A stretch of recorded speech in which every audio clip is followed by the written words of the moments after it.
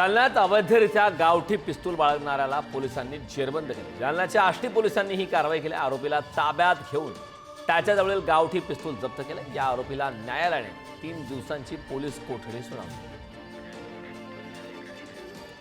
जालन्यात 4 चाकी वाहन चोरी करणाऱ्या 2 आरोपींना पोलिसांनी जेरबंद केले। जालना स्थानिक गुन्हे शाखेने ही कारवाई केली। यात 4,20,000 रुपये किमतीचा मुद्देमाल पोलिसांनी जप्त केला। या प्रकरणी पोलीस अधिकचा तपास करत आहेत।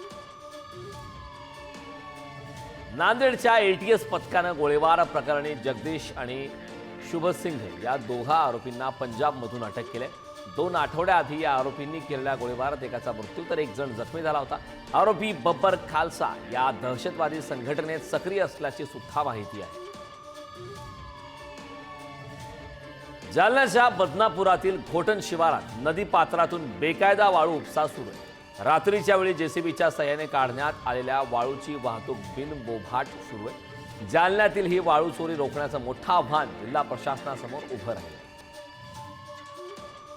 कोल्हापूरच्या गडहिंग्लजमध्ये महिलेचे दागिने लुटून हत्या केल्याची घटना घडली। घेतलेले 10,000 रुपये परत मागितले म्हणून आरोपीने हत्या केल्याचं समोर आलंय। या प्रकरणाचा पोलिसांनी 24 तासात छडा लावत आरोपीला अटक केली।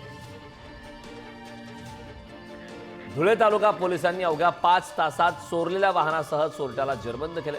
पिंपळनेरमधून वाहन चोरी करण्यात आली होती। या वाहनासह वाहनातील 2 लाखाहून अधिक किमतीचं खाद्यतेल असा सुमारे 7 लाखांचा मुद्देमाल पोलिसांनी जप्त केला।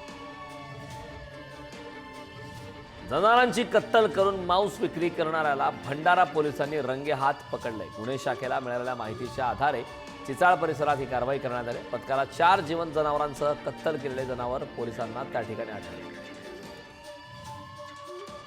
जालन्यात अवैध वाळू वाहतूक करणाऱ्यांवर पोलिसांनी कारवाई केली। या कारवाईत 15,20,000चा मुद्देमाल जप्त केलाय।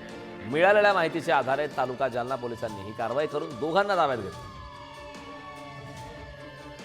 नागपुरात घरफोडी आणि वाहन चोरी करणाऱ्या दोघांना अटक करण्यात आली। गुन्हे उघडकीस आणण्यात यशोधरा पोलिसांना यश आलंय। या कारवाईत चोरीच्या 9 बाईकसह 4 लाखांचा मुद्देमाल जप्त करण्यात आला। या प्रकरणी पुढील तपास आता पोलीस करतात। भिवंडीत 22 वर्षीय तरुणीवर झालेल्या सामूहिक अत्याचार प्रकरणी पोलिसांनी 48 तासाच्या आत 6 आरोपींना अटक केली। शांतीनगर पोलीस अधिक तपास करत असून आरोपींना न्यायालयात हजर करण्यात आले। यावेळी न्यायालयाने आरोपींना 27 फेब्रुवारीपर्यंत पोलीस कोठडी सुनावली।